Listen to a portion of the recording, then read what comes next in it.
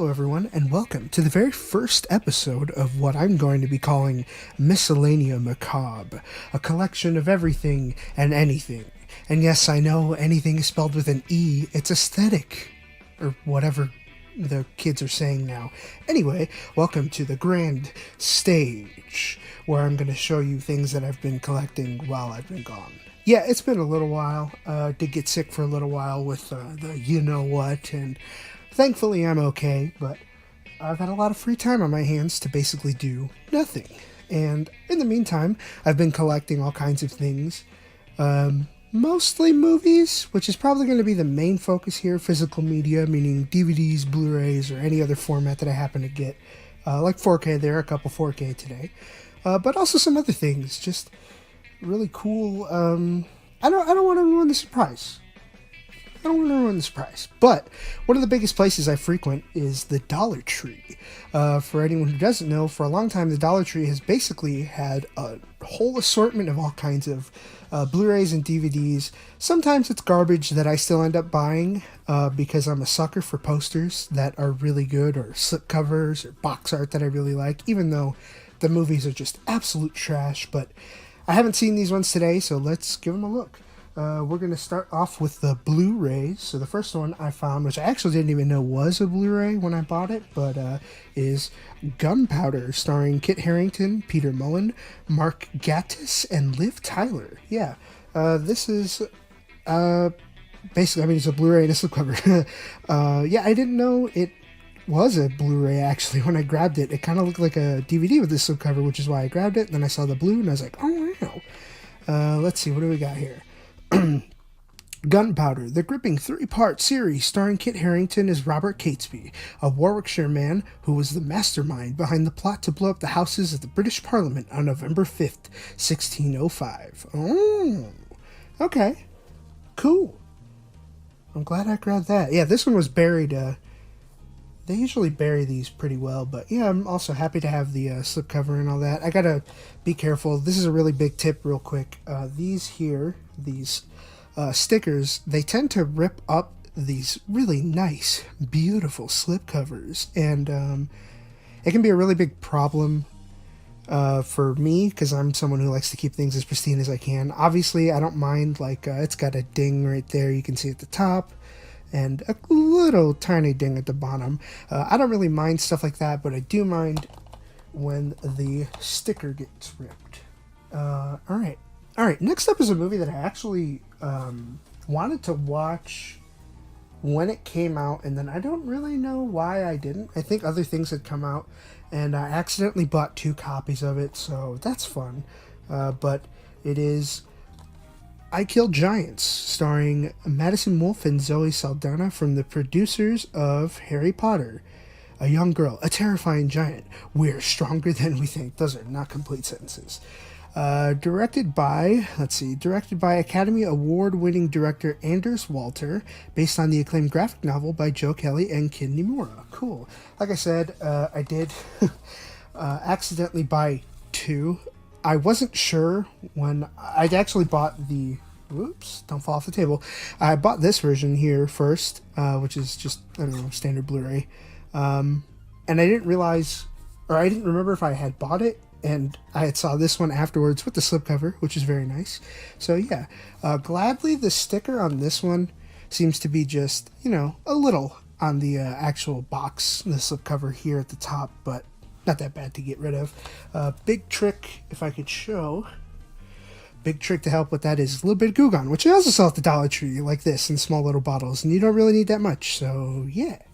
Next up was the collector's edition of Ong Bak 2 The Beginning, starring Tony Jaa. I don't really know what makes it collector's edition. I think maybe because it has the digital copy, but yeah, I saw this actually not in the DVD Blu-ray section of the same Dollar Tree that I went to. I actually found this in the snacks section. It was stuck between a bunch of older Christmas cookies and stuff, like snacks that I guess had been left over and were still around, even though it was this month that I got it, March. Yeah, though, I've only ever seen the first Ong Bak, so it'd be cool to watch this one too. and I know there's a third one afterwards. If I can find those in the Dollar Tree, we'll definitely, show them on here. But a bunch of cool special features. I don't know if this originally had a slipcover. If it did, I didn't see it. This is literally the only copy I saw of this one, so I'm assuming a bunch of people bought a lot of this, or maybe there was only just like 2 or 3. I don't know. Next up is a prime example of what I mean by I buy literal trash and then I sit through it and go, oh God, why did I do this to myself? And usually the answer can be found just by looking at it, which is this really nice holograph slipcover for something called Pentagram. And if you can read right there, it's a little hard. Inspired by a true story. Yeah, sure. A lot of horror movies are inspired by true stories. I'm going to go ahead and tell you this one, probably on something that did happen, but then is blown out of proportion here in Pentagram. Let's see. Hereford Films not even presents, a Jonathan Southcott production of a Stevie Lawson film, Pentagram. Chloe Farnworth, Charlie Woodward, Rachel Warren, Alexis Rodney, Michael McKell, Emily Price, blah, blah, blah. Okay. Yeah, I have no idea what this is. Let's see. Let's give it a little read. One hell of a movie. Utterly chilling, says Europe Today. I don't even know where that is. I can't really read the whole thing because the the sticker's kind of covering it up. But on the run from a string of petty robberies en route from New York to Los Angeles, a group of teenagers, Luke, Holly, Max, and Lauren, find themselves holed up in a decaying house deep in the woods. Exploring the house, Holly, I think it's Holly, encounters Oliver, a mysterious Englishman lying in the middle of a candle-lit pentagram. Oh, God. Oliver entices Holly inside the pentagram, quickly followed by the rest of the gang. I'm sorry, it's kind of hard to read with the sticker in the way. Yeah. As you can see, some of the screenshots here, they just don't look too... They don't look too great. Yeah. Yeah, like I said, this is a prime example of buying it just because it has a really cool slipcover on it. Hey, come on, focus. There we go. It just has a really cool slipcover that I like, and I'm probably going to end up watching it. Let's see, how long is it? 80 minutes, barely even feature length. Great! Can't wait. Next up was actually a really surprising find. I don't know what it is necessarily, although I'm familiar with G-Kids, and I'm pretty sure I heard when this movie was coming out, 2017. Yeah, it had to have been. It says, from the producers of the worldwide sensation Your Name is an anime movie, Fireworks. Only on DVD. If I find it on Blu-ray, I will definitely double dip. As you can see, the G-Kids brand up top, which I am very familiar with. They do a lot of these kind of higher end like anime movies and such. They release them here in the US, which is pretty cool. Behind the scenes with the English cast, theatrical trailers. That's usually one of the biggest things that's lacking with a lot of anime releases here in the West. In the US, is that you get a lot of people who they can't get a lot of the special features because they don't want to like translate any of the things that may have to do with the original voice cast. But yeah, I know G-Kids is a part of Shot Factory, one of my favorite companies, which please stop focusing on disc made in Mexico. But yeah, I have no idea what this is. Stunning. Fireworks will capture your hearts, says Gloria Daniels-Moss of Hey You Guys. I'm assuming a YouTube channel, which is cool. From the producer of Your Name comes a beautifully animated teenage drama with a sci-fi twist. Shai Norimichi and fast-talking Yusuke are both enraptured by the same elusive classmate, Nazuna. But Nazuna, unhappy over her mother's decision to remarry and leave their countryside town, plans to run away and has secretly chosen Norimichi to accompany her. And a lot of other stuff, which is fine. I don't mind the occasional drama anime stuff to watch, I don't mind it. I don't mind any genre, really, of movie. This next set of 2 movies that I bought was actually inspired by a Reddit post on DVD Collection, which is a subreddit that I follow specifically to see what kind of cool releases come out. A lot of people post stuff that comes out fairly recently, but I saw someone post a picture of their recent haul at Dollar Tree, which I guess technically I'm doing the same, and I saw this, which was surprising, and I was so excited to see that it was the Dollar Tree that I just couldn't wait, and I had to get it, and I found them. Breakin' 1, Where Breakin' Was Born. Oh, come on. Where Breakin' Was Born. starring Lucinda Dickey, Adolfo Shabadoo, sorry, I don't know how to say his last name, and Michael Boogaloo Shrimp Chambers. Chambers. I don't know why I said Chambers. I'm sorry. For those of you who aren't aware, Breakin' is a movie from the 80s that was made by this little company here, Canon Films, which was very big in the 80s for making not the greatest quality things, but man, were they entertaining. But basically, this is the movie that introduced everyone to breakdancing, and so it's just a breakdance movie. It's the classic film that started it all, and in case it wasn't enough to find Breakin' 1, of course, Breakin' 2, Electric Boogaloo, starring the same people. The street is here to stay. The passion, the power, the players. Yeah. So, in case you didn't know, this is where the original joke for whenever you have a sequel of anything comes from. Electric Boogaloo. Next up is, I think, a documentary. At least by the way it looks and from what little I've looked up. For those of you who don't know, I don't typically look up a lot of the movies that I end up watching. Like, I don't really like learning too much information about them.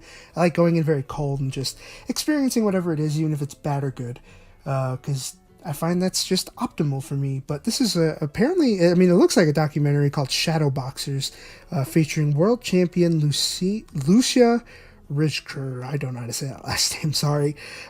Compelling boxing hasn't been shown this creatively on screen since Raging Bull.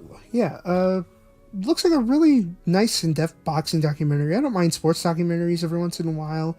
There have been some really good ones. This one apparently came out in, if we can see the year here, 2002, which is crazy. But yeah, I don't know. I can't wait to see what it is, really. A visceral experience of boxing that dives right into these women's arteries and through their hearts, pumping back out through their fists. Shadow Boxers never lets up. San Francisco Bay. I don't want to peel the sticker. It'll make a loud noise.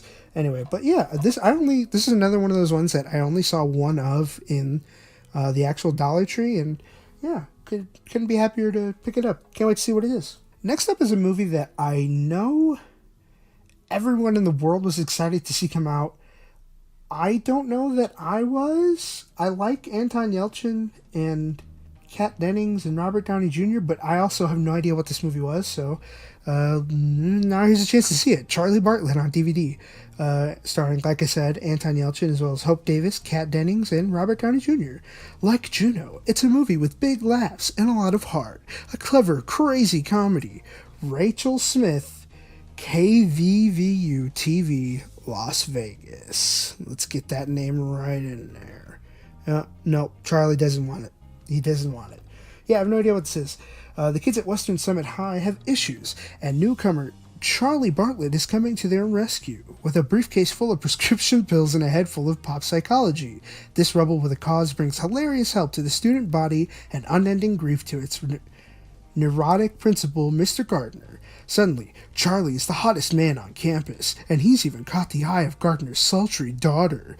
An outrageous comic spin on today's Prozac generation, Charlie Bartlett has your prescription for laugh out loud insanity. When did this come out? 2007. This is a re-release from this year. Or no, sorry, last year, 2021. I don't know if you can see that. Let me see if I can try and get that in focus here. No. The answer is no, I can't. Wait, no. Wow. So apparently this is a 2021 re-release by MGM, which also released the two Breakin' movies I have, and maybe some of the other ones I grabbed, I'm not sure.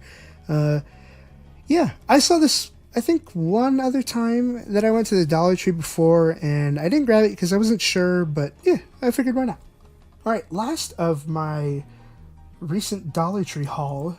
In the future, also, just to let you guys know, there will be other Dollar Tree finds that I did get that weren't necessarily bought like recently, but I figured it'd be nice to show them just so you can see what is available at Dollar Tree. But the last one that I got here is a collection of 10 Tales of Terror from HBO, The Hitchhiker. This is a very heavy DVD. So we've got Kirstie Alley, Gary Busey, Peter Coyote, Willem Dafoe, Helen Hunt, Margot Kidder, Joe Pantoliano, and James Remar. He takes you places you don't want to visit alone. Yeah, I don't know what this was. When I saw that it said HBO and then it said 10 Tales of Terror, I was actually really excited by it because it sounds like some kind of anthology series that involves like a hitchhiker character, I guess. Paige Fletcher is the hitchhiker, walking a lonely road where terror waits around every curve.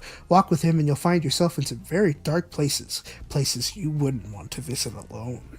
That's why he's there. He won't hold your hand, but he'll make sure the only ones who get hurt are those who deserve to. So yeah, that sounds actually cool. I don't know. DVD extras, audio commentaries by directors, and this is the kicker, Paul Verhoeven, Philip Noyce, and Carl Schenkel, which I was like, oh, that's really cool. Yeah, like I said, heavy DVD, so I'm assuming it's got like multiple discs or whatever, but whatever this ends up being, very cool.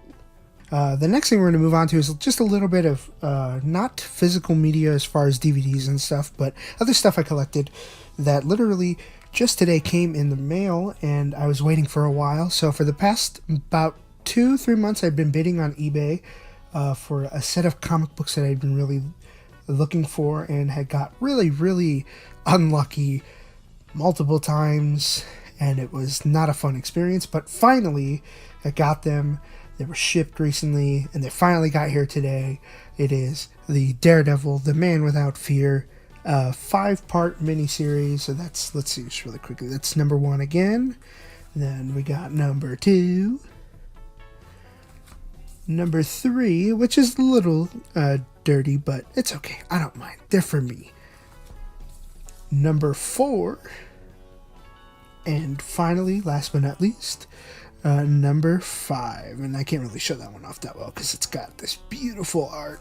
So for those of you who don't know what Daredevil, The Man Without Fear miniseries is, in case you're not into comic books all that much, or maybe you just don't know, Daredevil, The Man Without Fear is basically one of the best short stories that Marvel ever did for Daredevil, written by Frank Miller and beautiful art by probably my favorite comic book artist ever, which is right here, John Romita Jr., as well as some beautiful coloring done by Al Williamson and Christy Shield and Joe Rosen.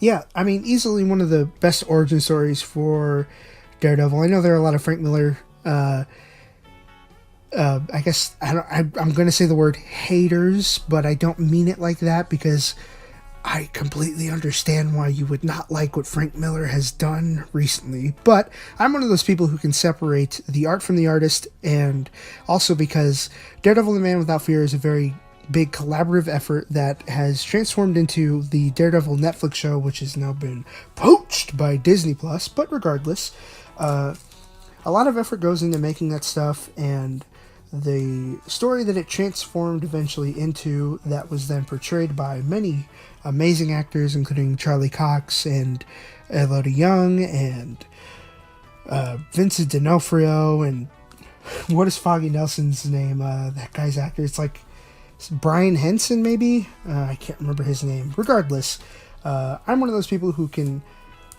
still appreciate these comics for what they are, especially because, like I said, it features art from probably my favorite comic book artist ever. As you can see, just these beautiful cover arts, and I mean, these cover arts are beautiful, but the actual art of the comic, the panels that are in these comics are so beautifully detailed and well drawn. It has been my phone wallpaper for about a year now, maybe 2. It's so beautiful. So if you've never seen these, or if you've never read these, I suggest you check them out, because it seems like we're getting more Daredevil stuff starring Charlie Cox in the future, at least with Disney Plus, and I can't wait to see what that ends up being. So, yeah. Alright, and last but definitely not least is more stuff that I've bought. This is specifically things that I wanted, things that I either went on eBay for, or maybe even Amazon, but just stuff that I really wanted that I just hadn't had in my collection. So we're starting off with the Blu-ray copy of Freddy vs. Jason. Big horror fan, big Jason fan. Always was a big Freddy fan when I was a kid growing up. Now I kind of love Friday the 13th, maybe just a little more, ever since I did the very Halloween movie marathon, which, if you would like to watch, you can click... Oh, right. Annotations are gone.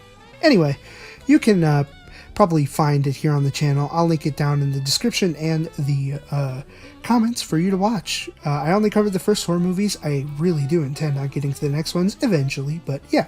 So, not loved by many, but by me. I love this movie. I love all the stuff, the history that went into what made this movie actually become real, I guess. How it almost wasn't made a million times. Obviously, no Kane Hodder as Jason, which is the biggest tragedy that everyone knows. But the fact that it happened anyway is so fun, including, which I think it's... I'm sorry, I'm trying to read it with you here. Yeah. Right here... publicity and promotion vignettes, which, if you don't know, they promoted it at like a gigantic super heavyweight boxing fight between Freddy and Jason, and they had a weigh-in like you would at a real boxing event in Vegas, and it was so fun. And apparently Rey Mysterio doubled Robert Englund as Freddy Krueger somewhere in the movie. I don't know. Anyway, moving on. Next up was the remake of Friday the 13th, which is the Killer Cut version, which is a little gorier and a little moodier for kind of no reason. Yeah, as you can tell, I already opened this one up because I wanted to rewatch it as soon as I got it.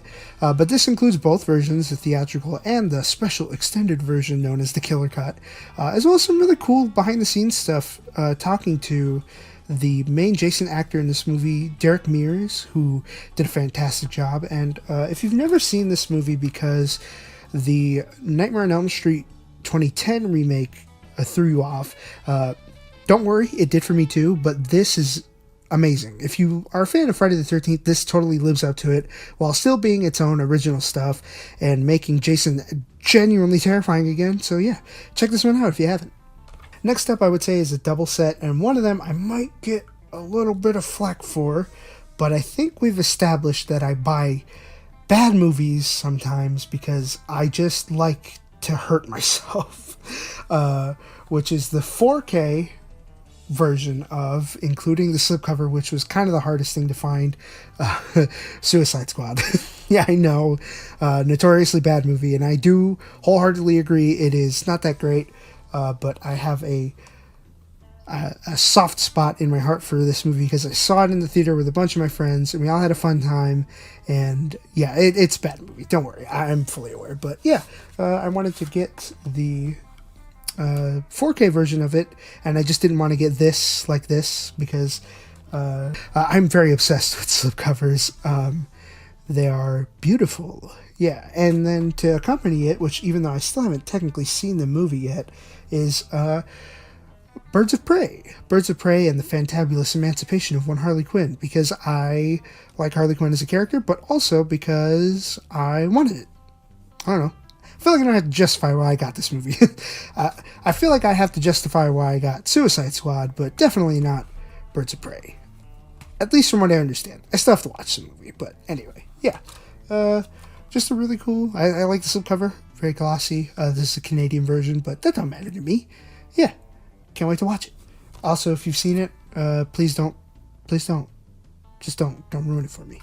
The last one I got was one that I happened to stumble upon on eBay for, I think it was only $10, which was, in my opinion, a steal because I've only ever seen just the box, just the DVD rather, for about the same, sometimes a little higher, sometimes as high as like 25, but Halloween 25 Years of Terror on DVD, a revealing look at the classic horror series. So yeah, basically I saw this on eBay with the slipcover by itself, and or not the slipcover by itself, with the slipcover, and I thought to myself, I'd never even seen this documentary with the slipcover. I didn't even know it came with one.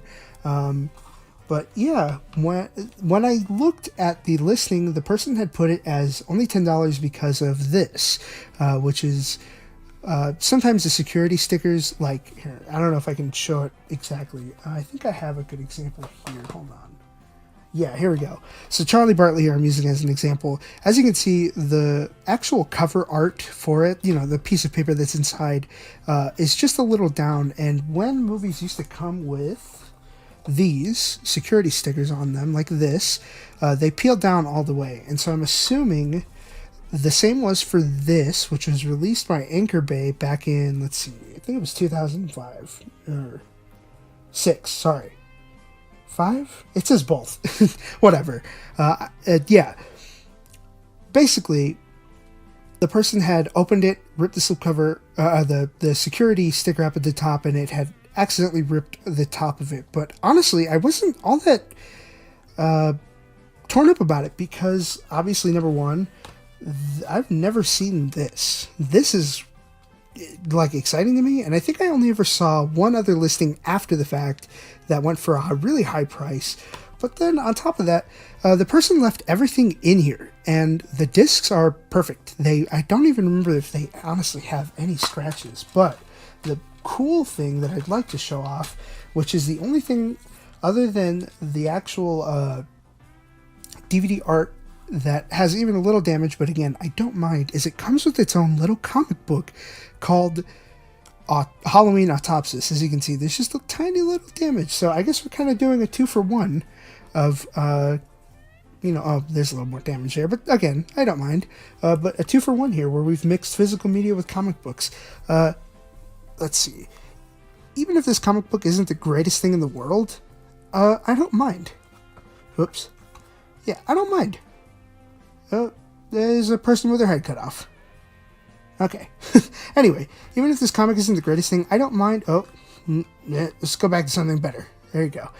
Even if this comic isn't the greatest thing ever, I don't care, because this is really cool. And then it comes with just a nice little chapter selections, and then inside is a really nice write-up by Anthony Massey, who is the producer of this documentary. Very cool. So, yeah. I was happy to get this for only $10. I think maybe a little more with shipping, but not that bad. Not that bad. Alright, so there you go. Obviously not everything in frame here, but, just about everything I bought for, that I showed off this episode. Obviously I had a lot more that I bought in the past that I will definitely get to and show off, but, definitely everything that came from the Dollar Tree was from this month. For anyone who's out there looking to collect at the Dollar Tree, my biggest tip to you is basically be patient. You're not always going to get lucky. Sometimes I go into the Dollar Tree and I don't find anything. Sometimes I go in and it's just the same stuff I've been seeing for months, and I just don't get lucky. Or sometimes they pile it with a lot of movies that have been released before, but they just somehow get a new backstock of them. I'm not entirely sure, but just keep looking, check your Dollar Trees. Definitely, these are totally cool and totally worth it. If you saw something from this pile here, including, maybe a little electric boogaloo, definitely go check it out. Otherwise, don't feel ashamed of being stuck with, going to eBay and buying whatever you can, or Amazon or whatever. You might come across some really cool stuff like the Halloween 25 Years of Terror, which is definitely something I've been keeping around, as well as I found some other really, really cool stuff on eBay last month, which I will absolutely cover in the next episode, as well as some of the other Dollar Tree finds that I've had in the past, either very recently or even like a couple years ago. But thank you for watching. I hope you enjoyed. We'll definitely have another episode, soon enough. I'll try to do these as often as I can, just to break up the downtime in between from not being able to stream, because I've been getting a PS4 fixed, which it seems to be good now. But yeah, thank you for watching. Hope you enjoyed. For anyone out there who's into physical media collection, make sure you take a look at whatever else you got and talk about some cool stuff you found. I'd love to see it in the comments. Anything you found, Dollar Tree, thrift store, it doesn't matter. I find stuff everywhere for super cheap. Even some of the stuff like this stuff on eBay was like only $10. And I mean, these slipcovers alone are worth a lot. All right, enough of my obsession with slipcovers. Take care, everyone. Remember to enjoy yourself.